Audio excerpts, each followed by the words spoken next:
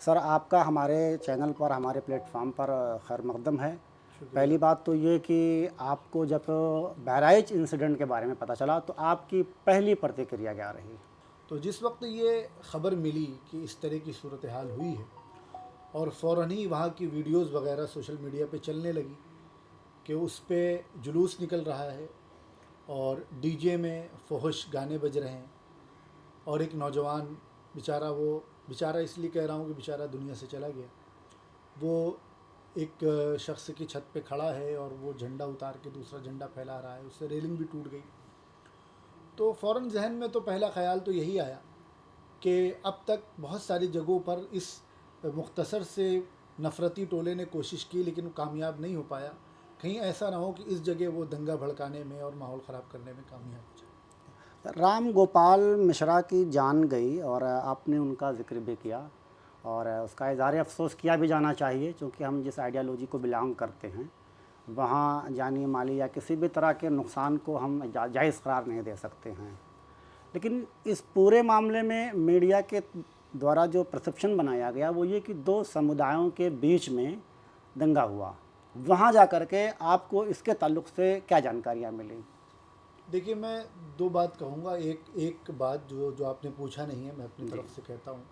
आपने शुरू में कहा कि राम गोपाल की मौत का अफसोस होना चाहिए। जी। हमें भी यकीनन उसका अफसोस है, सभी को अफसोस है कि हमारा एक नौजवान चला गया।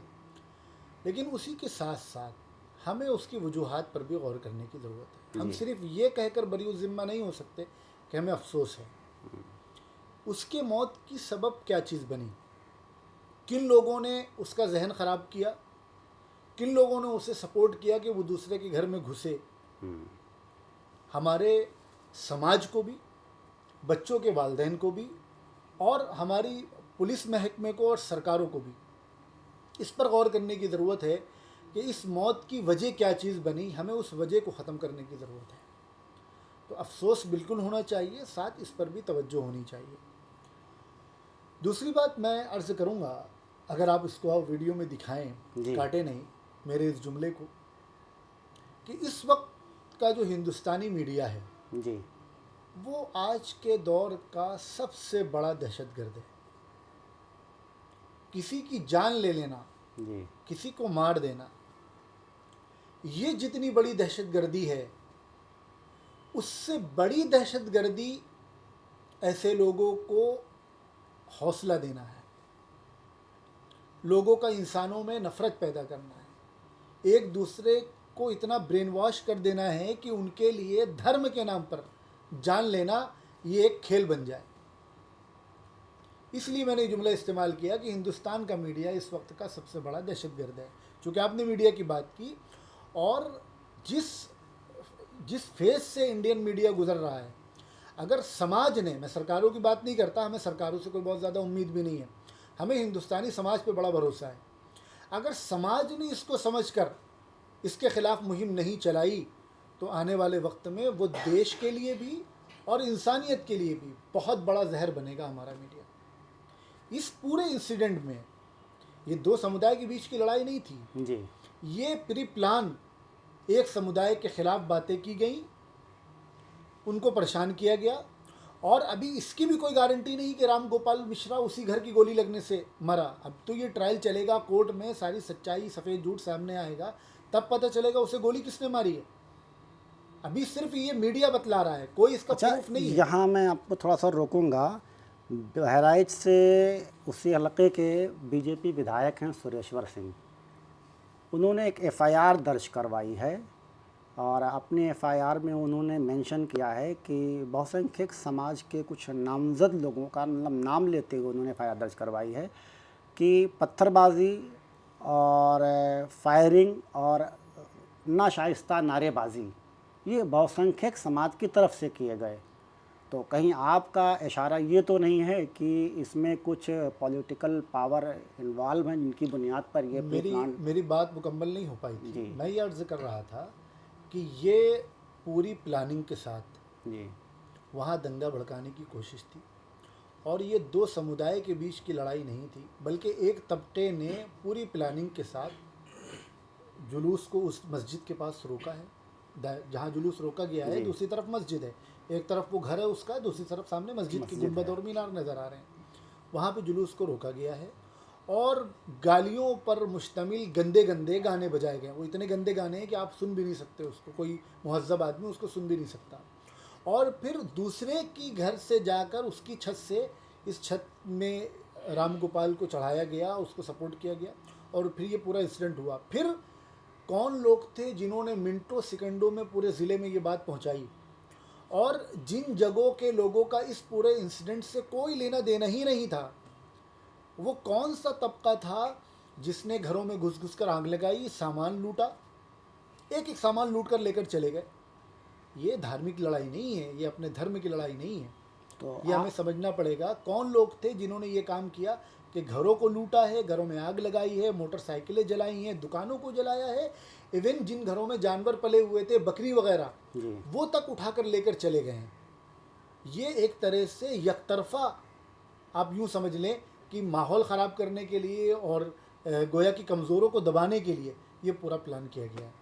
और मैं आपको बताऊं, अभी तो दैनिक भास्कर ने जो स्टिंग ऑपरेशन किया जी। है उसमें आपने देखा होगा कि वो दो नौजवान लड़के ये बात कह रहे हैं कि पुलिस ने हमें 2 घंटे का टाइम दिया था, अगर वो गद्दारी ना करते तो हम पूरे महाराजगंज को जला देते। तो इस बुनियाद पर हम ये कह सकते हैं कि इस पूरे इंसिडेंट में सबसे बड़ी जिम्मेदारी पुलिस की बनती है। पुलिस ने लापरवाही बरती है, पुलिस ने अपनी जिम्मेदारी अदा नहीं की है, वहाँ की महाराजगंज की पुलिस ने। और इस तरह के पुलिस वालों की वजह से पूरा पुलिस महकमा बदनाम होता है। तो पहली जिम्मेदारी उन लोगों की है। ये जो बीजेपी विधायक ने जिन्होंने एफआईआर कराया है, ये उस इलाके के विधायक हैं, इनकी क्या जिम्मेदारी बनती है? क्या बाद में इंसिडेंट हो जाने के बाद मीडिया में आके बयान दे देना काफ़ी है? आपने कितनी कोशिश की है उस वहाँ जो आग भड़की है उसको रोकने के लिए?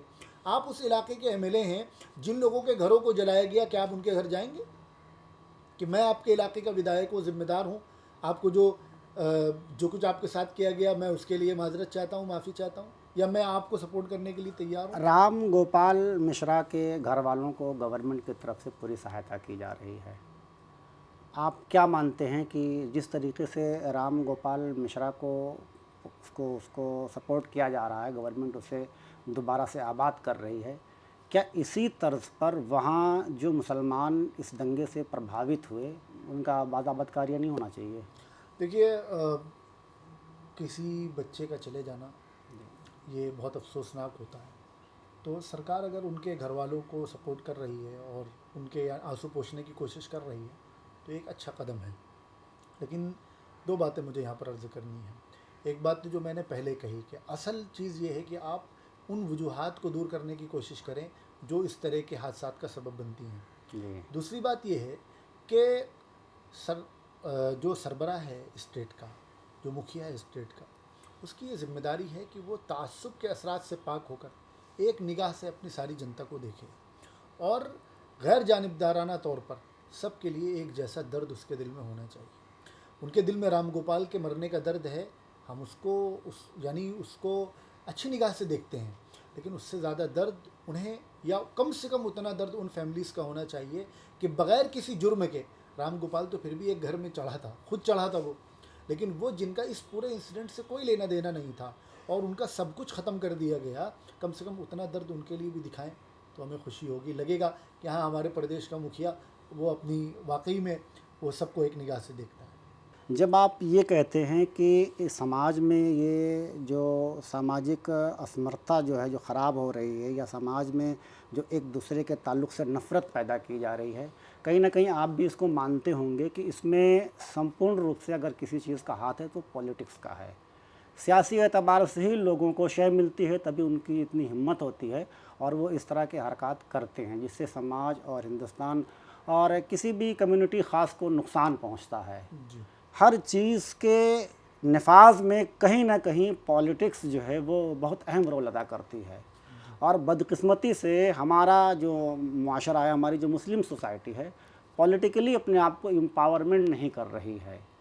अगर हमारी भी पॉलिटिकली हिस्सेदारी हो जाए, सियासी एतबार से हम भी खुद कफ़ील हो जाएं, तो क्या लगता है कि अगर हम सियासी एतबार से मजबूत होंगे तो इस तरह के हरकत लोगों को करने की हिम्मत होगी? सबसे पहले ये समझना पड़ेगा कि सियासी एतबार से मजबूत होने का क्या मतलब है। जी। ये मुल्क जमहूरी मुल्क है जी और यहाँ हर शख्स को यहाँ के कानून ने वोट का अधिकार दिया है। जी सियासी एतबार से मजबूत होने के लिए सबसे पहले हमें ये देखना चाहिए कि क्या मुसलमान अपने इस हक़ का इस्तेमाल कर रहा है, जो ताकत हमें मिली हुई जी। है। आप मुसलमानों की बात कर रहे हैं, ये बात तो सारे देशवासियों पर लागू होती है, लेकिन चूँकि मुसलमानों की सियासी मजबूती की बात की जाती है, कितने % मुसलमानों का वोटर आईडी कार्ड बना हुआ है, अब बात यहाँ कहीं से कहीं और चली जाएगी, लेकिन बात असल में यही है कि सियासी एम्पावरमेंट का मतलब क्या है, कितने % मुसलमानों का वोटर आईडी कार्ड बना हुआ है और कितने % वोट डाल रहे हैं। बहुत सारी सीटें ऐसी हैं जहाँ पर आपका पसंदीदा उम्मीदवार जीत कर नहीं आया, अगर आपका वोट % बढ़ता तो आप अपने पसंदीदा उम्मीदवार को जिता सकते थे। बात समझ रहे हैं? हिंदुस्तान जैसे मुल्क में जहाँ आप 25% हैं और बिखरे हुए हैं, किसी एक जगह नहीं है, बिखरे हुए हैं, वहाँ अगर आप सियासी मजबूती इससे समझते हैं कि मुसलमानों की कोई पार्टी बन जाए, तो ये प्रैक्टिकली पॉसिबल नहीं है कि आप कामयाब हो जाएं। आप समझ रहे हैं? आप अगर और मज़ीद आप इस वजाहत चाहते हो तो मैं इसको और मज़ीद वाज़े कर सकता हूँ। नहीं, मैं ये कह रहा और था। एक बात ये है, एक बात मैं दूसरी बात, ये जो हालात हैं जी। इनकी वजह सियासी कमज़ोरी नहीं है। हमारे मुल्क में वो पार्टी, अगर सियासी क़ुव्वत होना ही सारे मसाइल का हल है, तो हमारे मुल्क में वो पार्टी जिसने 70 साल देश में राज किया है, वो अपने वजूद की जंग न लड़ रही होती। ठीक है सर, आपकी बातों से कुछ हद तक इत्तेफाक किया जा सकता है, लेकिन मैं ये कह रहा हूँ कि जैसे जब वो वोट देने की बात आती है तो हमारे ही समाज से कुछ बड़े चेहरे सामने आते हैं। मैं किसी का नाम नहीं लूँगा, वो हर समाज और हर मकतब फ़िक्र के लोग हैं। किसी पर्टिकुलर एक आदमी को इसके लिए ज़िम्मेदार ठहराना वो ईमानदारी और दयानतदारी के ख़िलाफ़ है। तो हमारे लोग ही जो है इन नाम नहाद सेकुलरों को आगे करते हैं कि यही हमारे रखवाले हैं, यही हमें तहफ़्फ़ुज़ फ़राहम करेंगे। लेकिन जब जब इस कौम पर, इस कम्युनिटी पर कोई ऐसी घड़ी आती है कि जहां हमें उनकी ज़रूरत पड़ती है, तब तब ये लोग खामोश हो जाते हैं और एक लफ्ज़ भी बोलना पसंद नहीं करते हैं। चाहे वो मतलब आज़ादी के बाद से लेकर के 50,000 जायद फसादात को ले लीजिए, चाहे वो आप बाबरी मस्जिद का मामला ले लीजिए, या इसके अलावा 3 तलाक़ बिल ले लीजिए, अभी वक्फ़ का मसला अटका हुआ है, आप देख ही रहे हैं, या फिर आप बहराइच मुद्दे को ले लीजिए। कहीं भी ये पार्टियां आपके साथ खड़ी होती हुई दिखाई नहीं देती हैं। ऐसी सूरत में अगर आपका अपना कोई पॉलिटिकल एम्पावरमेंट नहीं होता है, तो सवाल यही पैदा होता है कि आप इन हालात से कौम को कैसे बाहर निकालेंगे। मैं यहाँ पर 2 बातें कहूँगा। जी। मैं इस बात से मुकम्मल इत्तेफाक नहीं करता हूँ, कुछ हद तक तो करता हूँ, लेकिन मुकम्मल इत्तेफाक नहीं करता हूँ कि हमें बिल्कुल तनहा छोड़ दिया जाता है। ऐसा नहीं है। बहुत सारे जिन मौक़े का आपने नाम लिया है, अभी वक्फ़ का मसला चल रहा है, जी। इसमें भी बहुत सारी पार्टियां हैं जिन्होंने इस बिल के ख़िलाफ़ बात की है और मजबूत मौक़िफ़ रखा है। 3 तलाक़ के मसले पे भी, 370 के मसले पर भी, और भी जो इश्यूज़ पिछले दिनों हमारे साथ जिनका ताल्लुक़ खालिस मुसलमानों से था, उन पर बात की गई है। हाँ, हम ये कह सकते हैं कि जितनी मजबूती से बात होनी चाहिए थी उतनी मजबूती से नहीं हुई है। लेकिन दूसरी तरफ हम ये देखते हैं कि वो लोग जिनको बारे में हम ये समझते हैं कि ये हमारे लीडरान हैं, हमारे कायद हैं, उन्होंने क्या किया। अगर बोल देना मसले का हल है तो बोल तो कोई भी सकता है। आप अगर यहाँ इशारा ओवैसी साहब नहीं की नहीं, तरफ आप प्लीज़ अपनी बात हमारे मुंह में न डालिए। देखिए, मैं सर। इसलिए आपको यानी मैं आपको रोक रहा हूँ बोलने से जी कि ये बहुत बड़ी प्रॉब्लम है कि जब ये बात कही जाती है तो किसी ख़ास फ़र्द की तरफ उंगली उड़ जाती है और उसकी वजह से जो कहने का मकसद है बात बेअसर हो जाती है। चलिए हम उनका नाम छोड़ देते हैं। उसको, हम ये पूछते हैं कि हमारे मैं लीडर ये जो बात है, कह रहा हूं हमारे लीडर जो है मुलायम सिंह यादव थे, अखिलेश यादव ये हैं, हमारे राहुल लीडर गांधी नहीं हैं। थे। वोट तो हमने इन्हीं को दिया, लीडरशिप तो जो हमारी हमारे इन्हीं पास के हाथ में। ऑप्शन है, जी जो हमारे पास ऑप्शन है, उसी ऑप्शन में हमें रहना है। जी अगर मुसलमान कैंडिडेट होना मसले का हल है तो इन पार्टियों में भी बहुत सारे मुसलमान हैं। आप सुई को दूसरी तरफ घुमा कर लेकर चले गए। मैं उनकी बात नहीं कर रहा हूँ किसी एक फ़र्द वाहिद की। जी आप इवन बीजेपी में भी एक वक्त तक मुसलमान लोग रहे हैं। जी जितनी पॉलिटिकल पार्टियां हैं सब में मुस्लिम नुमाइंदगी रही है। अब भले वो कम हो रही है, लेकिन जो मुसलमान नुमाइंदे रहे, चाहे वो समाजवादी पार्टी हो, चाहे वो कांग्रेस हो, या जो भी पार्टियां हों, हमें पहले उनसे देखना चाहिए कि उन्होंने अपनी कौम के लिए क्या किया, मिल्लत के लिए क्या किया। यहाँ मैं आपको एक आखिरी बात बोलूँगा तो और उसके बात थोड़ा जी सा जी कहीं और निकल जाएगी, मैं इसको थोड़ा और क्लियरफाई कर दूं। जी आपने जो बात कही कि इन हालात से बचने के लिए जी सियासी क़ुव्वत अपनी होनी चाहिए, जी हमारा ये मानना है कि इस मुल्क में जी हम खालिस अपनी बात करके अपनी कोई सियासी क़ुव्वत बनाएं, उसे हम मुसलमानों के हक़ में नुकसानदेह समझते हैं। हम ये समझते हैं कि मुसलमानों को मुश्तरक प्लेटफॉर्म बनाना चाहिए और सबके साथ मिलकर जो भी इंसाफ पसंद तबका है मुल्क में, वो किसी भी मज़हब का हो और किसी भी विचारधारा से हो, अगर वो इंसाफ पसंद है और इंसाफ को पसंद करता है और नफ़रत को नहीं पसंद करता, तो उसके साथ इश्तराक के साथ मुसलमानों को सियासी हिस्सेदारी में अपना किरदार अदा करना नहीं, इंसाफ ही तो नहीं हो रहा है ना सर। 70-75 साल गुजर गए, इंसाफ ही तो नहीं हो रहा है। इसीलिए तो मुसलमानों का एक नज़रिया चेंज हो रहा है ना। मुसलमानों के अंदर जो ये मतलब बेइत्मीनानी आई है, वो इसीलिए आई है कि 75 सालों में उसके साथ एक बार भी इंसाफ नहीं हुआ। नहीं, ये मैं समझता हूँ कि ये कहना कि 75 सालों में मुसलमानों के साथ सिर्फ ज़ातियाँ हुई, इंसाफ नहीं हुआ है, ये ख़ुद मुसलमानों के साथ दुश्मनी है। पिछले 75 सालों में मुसलमानों ने बहुत कुछ अचीव किया है, कुछ अपनी मेहनत से, कुछ दूसरों की मदद से बहुत कुछ हासिल किया है। जिस वक्त इस मुल्क की तकसीम हुई थी और जो लोग हमें यहाँ छोड़कर चले गए थे, आपको मालूम होना चाहिए कि वो हमारा जनाजा पढ़ के चले गए थे। वो ये कह कर गए थे कि या तो ये मार दिए जाएंगे या ये मुर्तद बना दिए जाएंगे। लेकिन अल्हम्दुलिल्लाह 70-75 सालों में हमने अपनी मेहनत से जो मकाम हासिल किया है, दुनिया के किसी भी खित्ते के मुसलमानों को उठाकर देख लीजिए, दीनी, ईमानी, अखलाकी एतबार से हम किसी से पीछे नहीं हैं। आप चाहे वो अरब ममालिक के मुसलमानों के लिए आइए या कहीं के भी लिए आइए, अल्हम्दुलिल्लाह हिंदुस्तान का मुसलमान अपने मज़हब के मामले में, ईमान और यकीन के मामले में, और हमने उसकी अल्हम्दुलिल्लाह भरपूर हिफाजत की है और हम कामयाब हैं। अब सवाल ये पैदा होता है कि माशी एतबार से, सियासी एतबार से, तो उसकी बहुत सारी वजूहात हैं जिन पर हमें ख़ुद गौर करने की ज़रूरत है। इस मुल्क में हमारा रोड मैप क्या होना चाहिए, हमें सियासत में किस तरह हिस्सेदारी चाहिए, हमें माशी एतबार से। मैं आपसे बात करता हूँ, अगर आपको ये इस हवाले से आप चाहते हैं कि मीडिया के ज़रिए मुसलमानों तक बात पहुँचाएँ, तो आप इस पर बात पहुँचाइए कि क्या वजह है कि 96% मुसलमान आज भी तालीम हासिल नहीं करते हैं। क्या वजह है कि मुस्लिम महलों का नौजवान ये ज़रिए माश होने के बावजूद भी रात को 4 बजे तक जग रहा है और सुबह 12 बजे तक सो रहा है, फिर शिकायत कर रहा है कि हमारा रोज़गार नहीं चल रहा है। हर मसले का हल सियासी क़यादत नहीं है।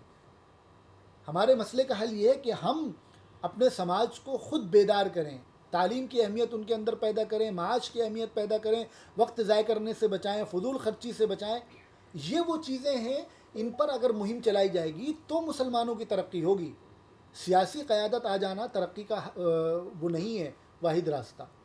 आप सियासी क़यादत अपनी बना भी लें, अपनी हुकूमत आप ले आएँ, लेकिन अगर इस हवाले से आपकी कौम में बेदारी नहीं है तो आप कामयाब नहीं हो सकते। और अगर आपने अपनी कौम को इन इशूज़ पर बेदार कर दिया और उसके अंदर ये जज्बा पैदा कर दिया, तो कोई आए कोई जाए, अल्हम्दुलिल्लाह जो कौमें तालीम को अपना मिशन बनाती हैं, मेहनत को अपना मिशन बनाती हैं, उनको इससे फ़र्क नहीं पड़ता कि हमारे ऊपर हुक्मरान कौन है, वो कौमें कामयाब होती हैं। आपका बहुत बहुत शुक्रिया नाज़रीन। ये थे मौलाना अमीनुल हक़ क़ासमी साहब, जो ये कह रहे थे कि मुसलमानों को सोशली, इकनॉमिकली, एजुकेशनली एतबार से काफ़ी मजबूत होना चाहिए, जिससे कौम का रुतबा सोसाइटी में बुलंद हो।